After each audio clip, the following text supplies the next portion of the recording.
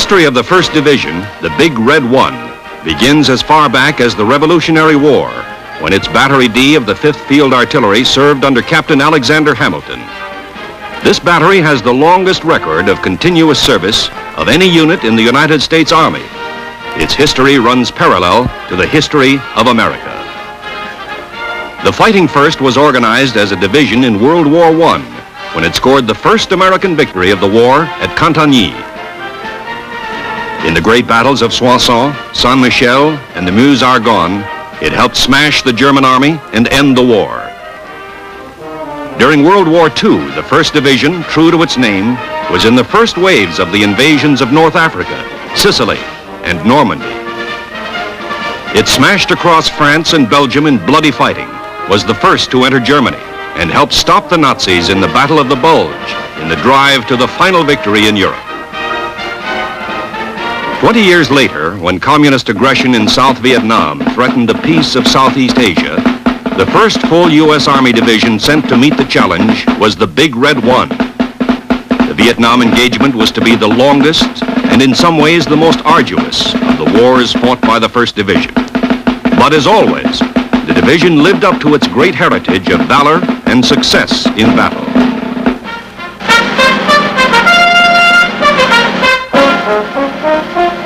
The arrival of the first Big Red One troops in Vietnam in July 1965 was very quiet and efficient.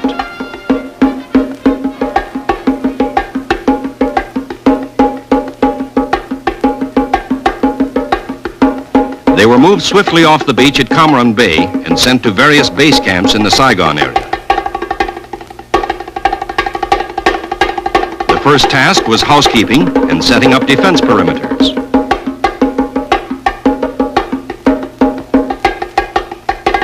Then patrols, not only to clear the area around the base camps, but also to harden the men to the difficult climate and terrain.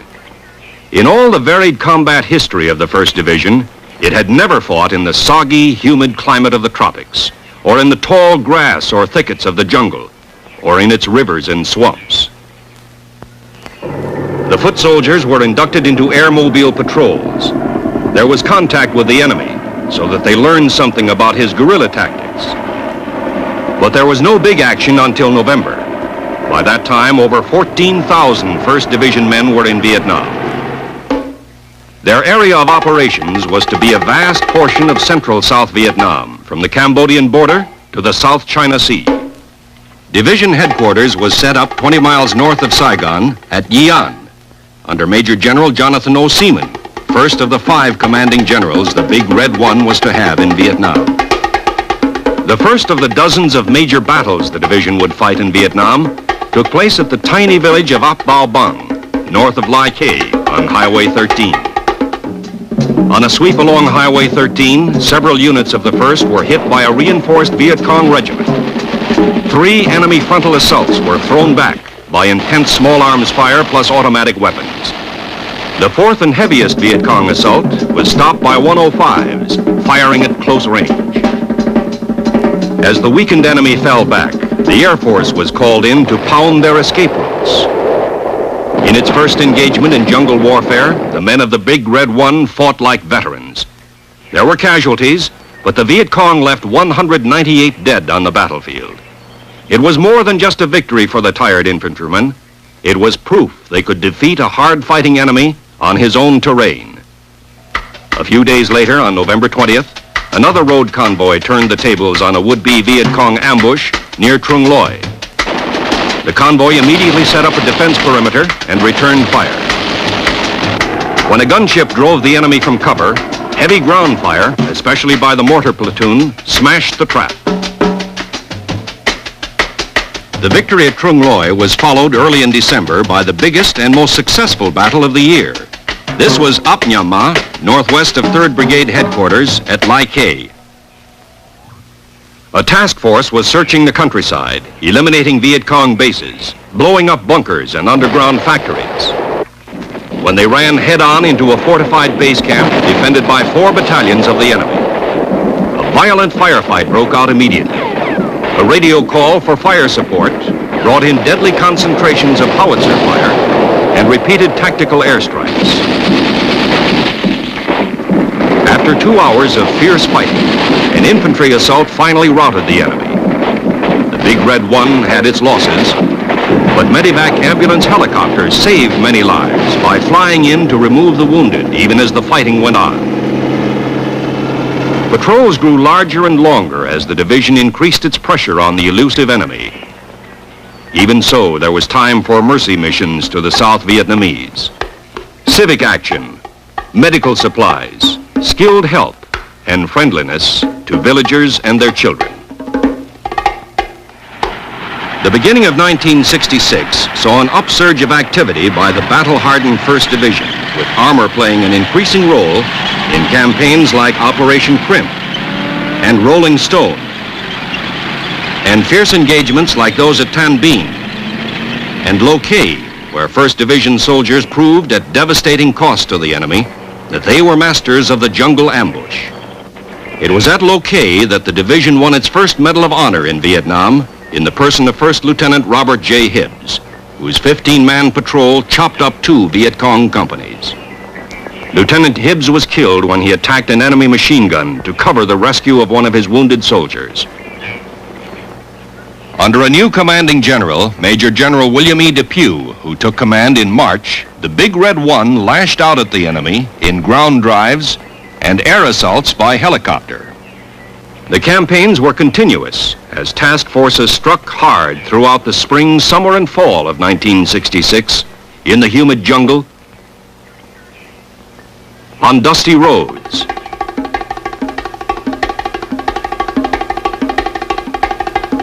in the vast swampy delta of the Rung Sat Special Zone below Saigon.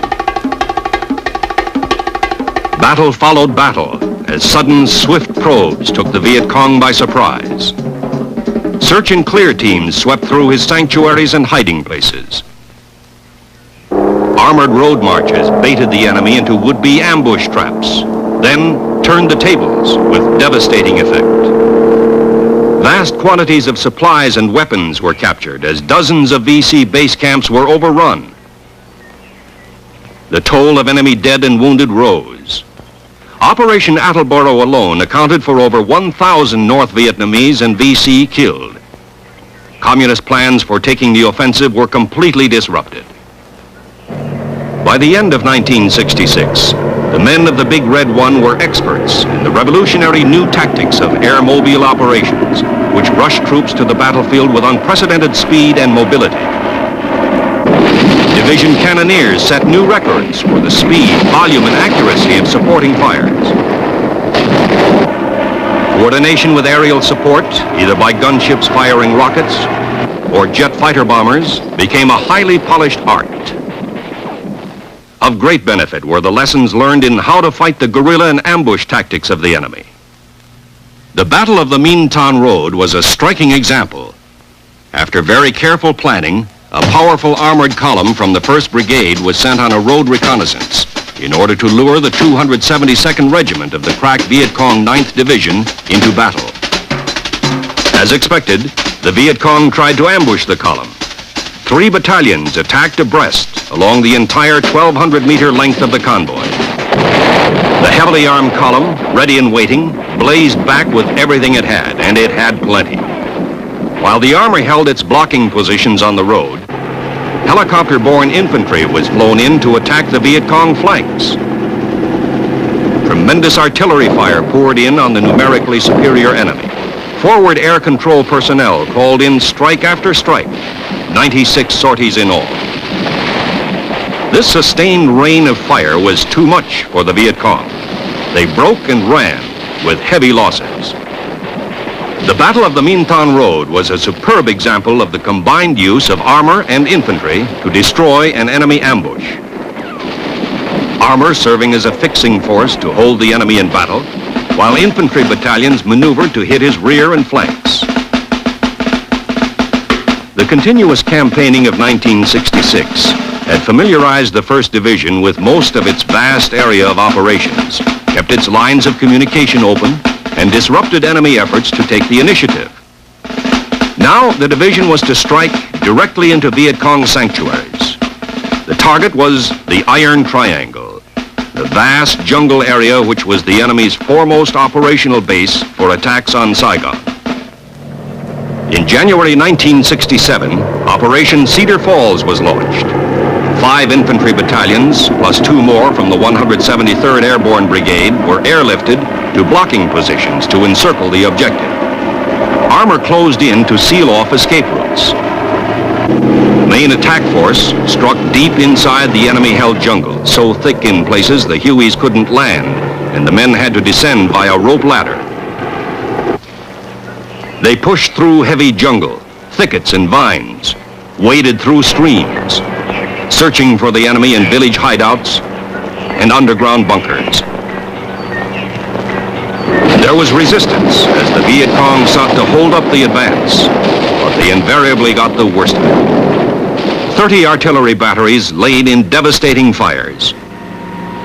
Engineer bulldozers moved in to level broad stretches of jungle to deny the VC a future hiding place.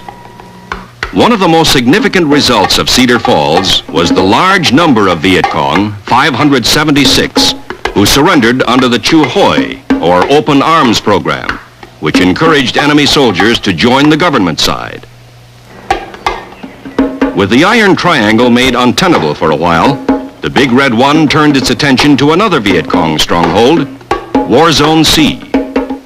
It was suspected that insurgent headquarters was located north of the city of Tay Ninh. Led by a new commanding general, Major General John H. Hay, who assumed command early in February, the division undertook painstaking preparations for Operation Junction City. Junction City was larger than Cedar Falls and lasted much longer, from February through April. Units from all 3 brigades participated. They were reinforced by troops from other U.S. divisions and separate brigades, plus Rangers from ARVN, the Army of the Republic of South Vietnam. Altogether, 30,000 Allied troops went in to clear out War Zone C. Despite this large force, there were many engagements in which units of the 1st Division were outnumbered. Aggressive patrols lured the enemy into attacking. When contact was established, help was called in. Additional troops rushed in by air, moving with stunning speed to reinforce the embattled defenders. Supporting fires from the ground and from the air blasted the attackers. Helicopters again proved their versatility in many ways, as air artillery, as troop carriers deploying large forces at distances and speeds that constantly took the enemy by surprise, as aerial ambulances rushing the wounded from battlefield to hospital, sometimes in minutes, as supply ships delivering vital cargo right into the hands of soldiers on the battlefield, artillery and ammo, so that the Vietcong, no matter how far away, was never safe from the destructive fire of the big guns. The result of Operation Junction City was the heaviest loss yet sustained by the enemy.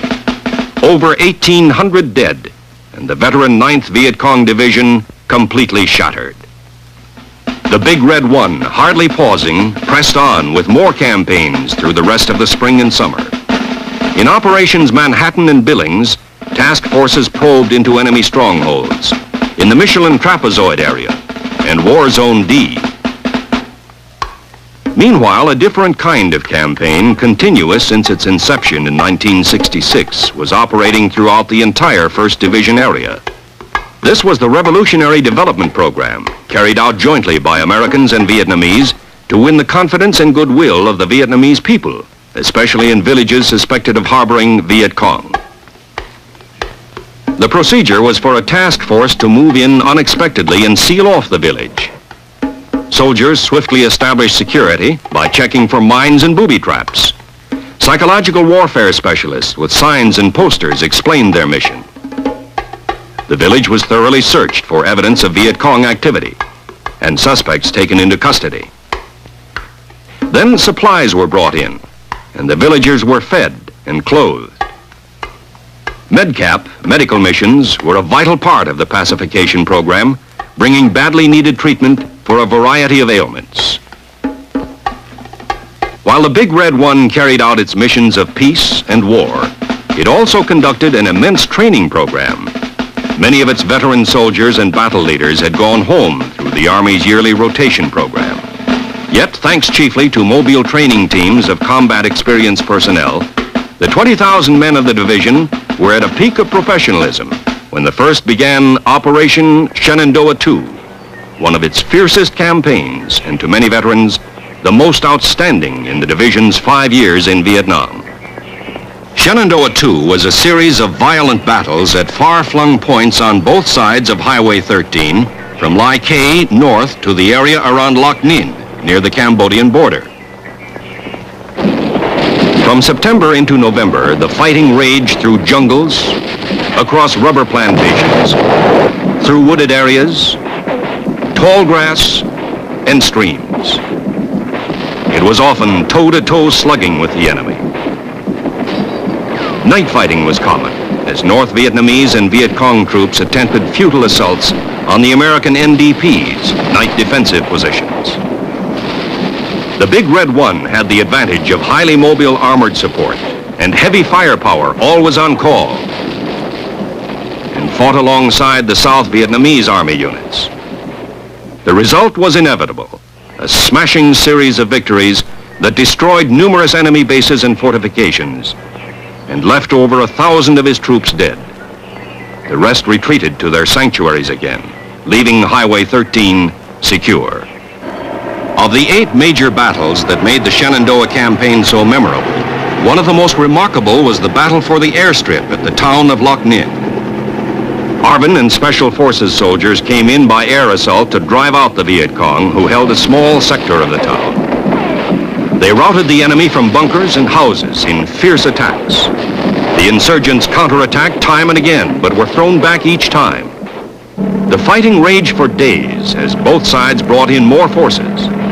The high point, however, was at the airstrip, where 1st Division Artillery had set up a fire base. The Vietcong attacked across the airstrip in 3 waves, but were stopped by howitzers, firing at point-blank range. There were many heroes in Operation Shenandoah II. It was a fitting tribute that it was the President of the United States who presented the awards for valor in battle. It was a well-earned respite for the Big Red One when Bob Hope and his USO troop arrived to entertain the division at Christmas. The Vietcong Tet Offensive that opened 1968 did not take the Big Red One by surprise, since some kind of all-out enemy drive was expected. When the attack struck Saigon and the U.S. Embassy was assaulted, troops were rushed to the city. There was hard fighting. South Vietnamese soldiers did their share.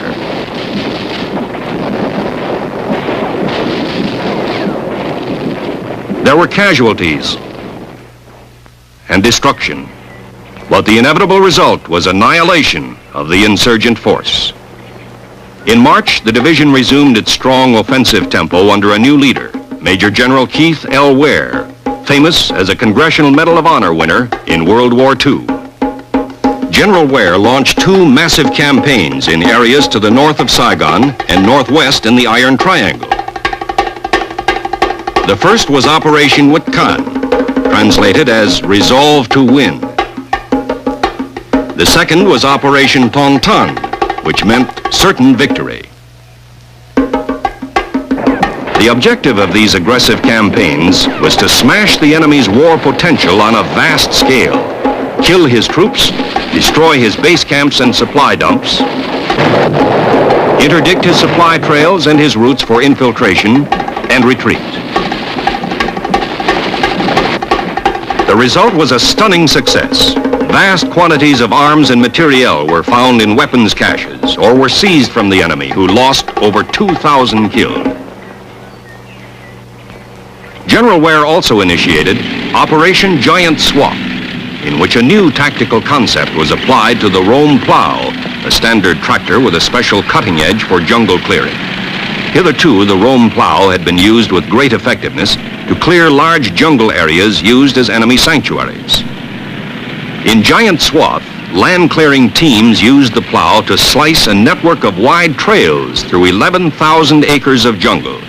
Instead of trying to clear the whole vast area, they divided it into many small subdivisions. The Vietcong camps, hidden in the jungle, were now highly vulnerable to reconnaissance in force operations and to air assault. Another notable move made by General Ware was to step up night ambush patrols so that almost every unit in the division was engaged. This tactic had a devastating effect on the enemy, who had always considered themselves masters of infiltration and attack under cover of darkness. On September 13th, however, the division suffered a heavy blow. General Ware was flying over Loc Ninh, observing a successful counterattack against insurgent efforts to overrun the town for the fourth time. The general's command helicopter was shot down by ground fire. All aboard were killed. He was the fourth American general to be killed in Vietnam. The assistant division commander, Major General Orwin C. Talbot, immediately assumed command of the 1st, and the drive continued. There was frequent contact with the enemy as strong forces pushed north, carrying out Phase 2 of Operation Certain Victory.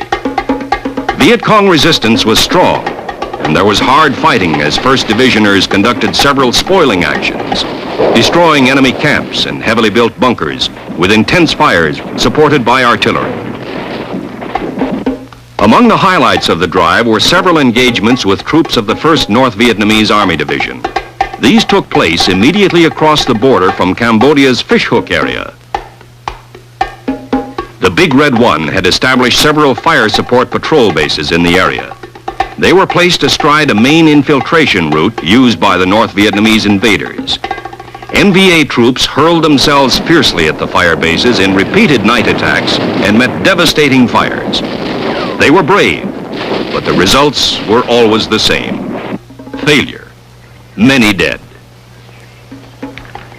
A sidelight of all Big Red One campaigns was the continuing effort to help the South Vietnamese in nation building, working with these ARVN allies in the Revolutionary Development Program. Each village was first made secure by searching it thoroughly for traces of Viet Cong. Leaflets were used extensively to encourage defections to the government side. Civic action programs were put into operation to help the villagers, feeding them, attending to their medical and dental needs.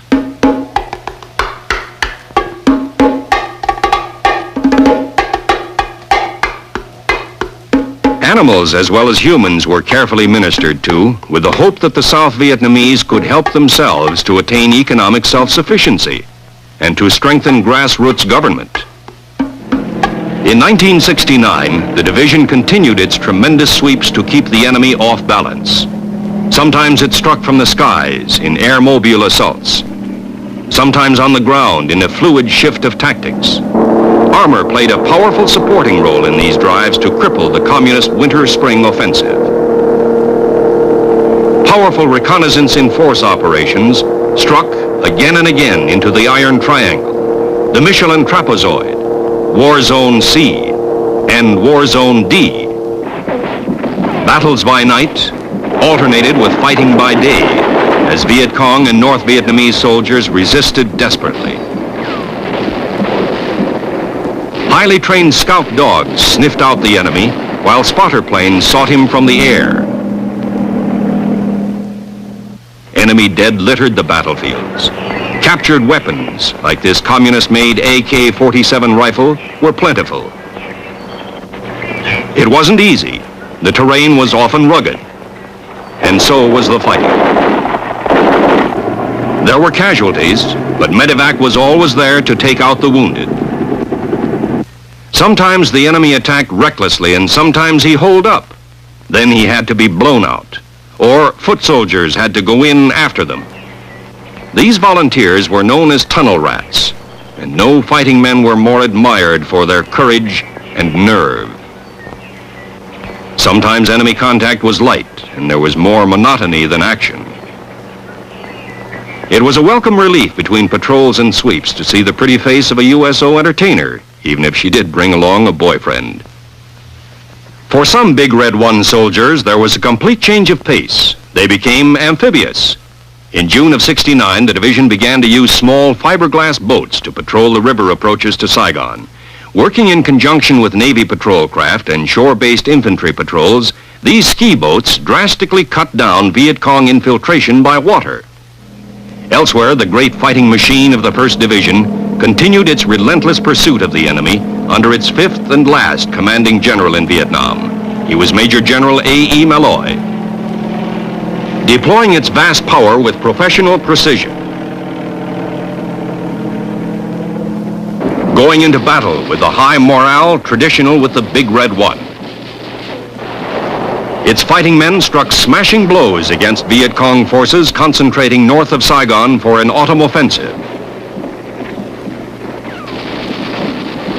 For the defeated enemy, it was one more bitter lesson in the futility of challenging the 1st Division's enormous battle power and its irresistible will to win. The war in Vietnam was winding down for the Big Red One. Early in 1970, it made its last sweep. Orders had come in to stand down, to prepare for redeployment. Men and vehicles were withdrawn from the field. Much of its equipment and facilities were turned over to ARVN forces. The U.S. Army's program of Vietnamization, under which the South Vietnamese Army increasingly shouldered the burden of combat operations, was proving a success. Large contingents of American troops had already gone home. Now, it was the turn of the Big Red One. Early in April, the division left the last of its bases and returned to Fort Riley, Kansas, almost 5 years after it had gone to Vietnam. April 15, 1970 was another milestone in the long, proud history of the 1st Division. In a colorful, heart-stirring ceremony, watched by many thousands, families, relatives, friends, and dignitaries, including the Secretary of Defense, Melvin R. Laird, the 1st Infantry Division was renamed the 1st Infantry Division, mechanized. It had a new commanding general, Major General Robert R. Linville, and it had new troops. Its ranks were filled with the men from another famous fighting outfit, the 24th Infantry Division, which was deactivated. Under its new designation of mechanized, the 1st Division was augmented with additional armor, reflecting the vast increase in firepower and mobility of the modern U.S. Army Infantry Division. The 1st had a new mission, too, to support our commitment to NATO in defense of the free world. New faces, new strength, a new mission, but all of it steeped in a time-honored, hallowed tradition of service to country. And now, after almost 2 centuries of valorous battle deeds, the 1st Division looks ahead, confident that it will carry out its future tasks in the spirit of its motto: no mission too difficult, no sacrifice too great, duty first.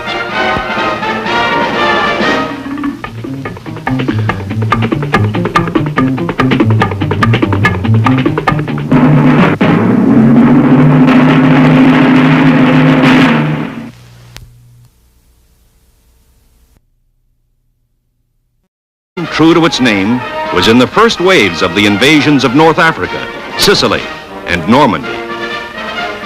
It smashed across France and Belgium in bloody fighting, was the first to enter Germany, and helped stop the Nazis in the Battle of the Bulge, in the drive to the final victory in Europe. 20 years later, when communist aggression in South Vietnam threatened the peace of Southeast Asia, the first full U.S. Army division sent to meet the challenge was the Big Red One. The Vietnam engagement was to be the longest and in some ways the most arduous of the wars fought by the 1st Division. But as always, the division lived up to its great heritage of valor and success in battle.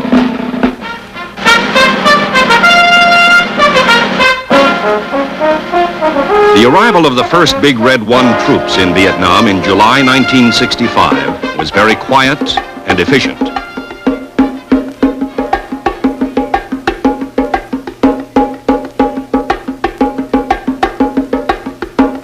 They were moved swiftly off the beach at Cam Ranh Bay and sent to various base camps in the Saigon area. The first task was housekeeping and setting up defense perimeters.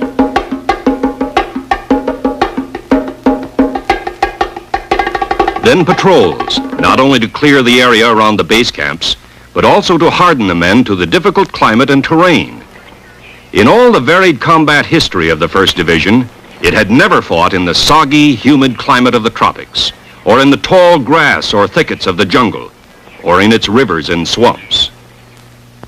The foot soldiers were inducted into airmobile patrols. There was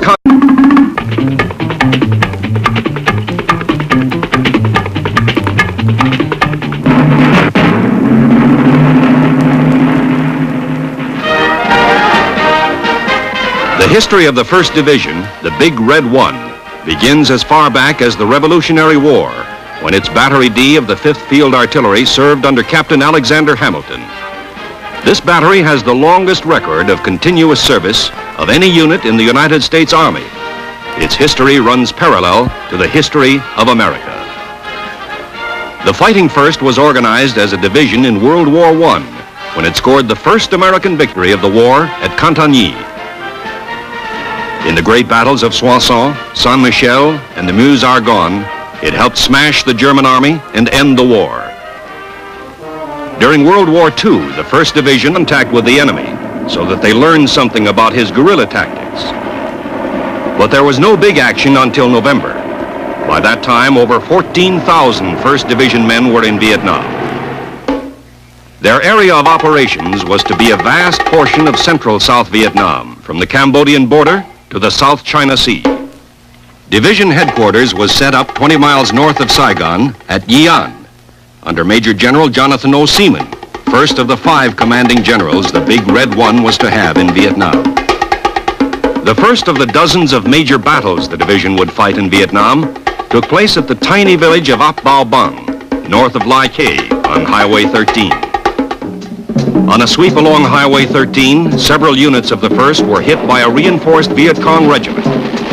3 enemy frontal assaults were thrown back by intense small arms fire plus automatic weapons. The 4th and heaviest Vietcong assault was stopped by 105s, firing at close range. As the weakened enemy fell back, the Air Force was called in to pound their escape routes. In its first engagement in jungle warfare, the men of the Big Red One fought like veterans. There were casualties, but the Viet Cong left 198 dead on the battlefield. It was more than just a victory for the tired infantrymen. It was proof they could defeat a hard-fighting enemy on his own terrain. A few days later, on November 20th, another road convoy turned the tables on a would-be Viet Cong ambush near Trung Loi. The convoy immediately set up a defense perimeter and returned fire. When a gunship drove the enemy from cover, heavy ground fire, especially by the mortar platoon, smashed the trap.